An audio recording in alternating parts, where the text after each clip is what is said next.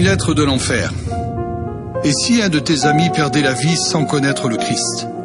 Et si il ou elle allait en enfer?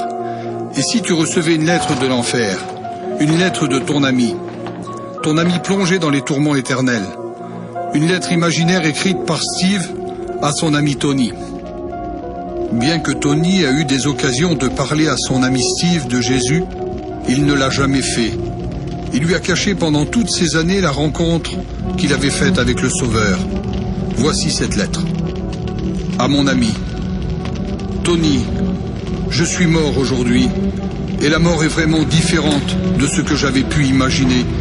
Je pensais que de mourir me conduirait dans un endroit froid, trouble et vide, mais là où je suis, tout est net, et même plus réel que la vie sur la terre.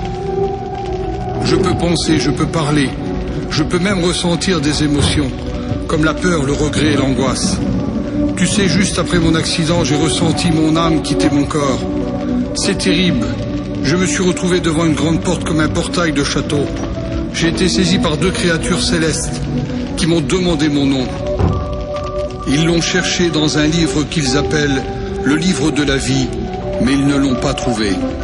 J'ai alors entendu une voix me dire « Arrière de moi, je ne te connais pas ». Une des créatures m'a attrapé et m'a traîné. C'était effrayant. Et je lui ai demandé où ils m'ont mené.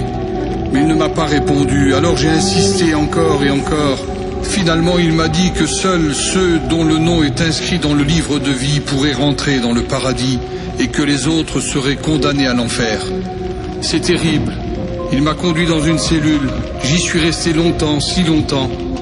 Et j'ai réfléchi, j'ai pensé à nous. J'ai pensé à toi, Tony. Tu es chrétien, tu me l'as dit une fois, et puis il y a quelques mois, alors que je t'en ai parlé, tu as souri et tu as changé de conversation. Et encore là, la semaine dernière, lorsque nous sommes partis à cet amusement, je t'ai demandé si tu suivais toujours tes réunions, et tu as fait le sourd.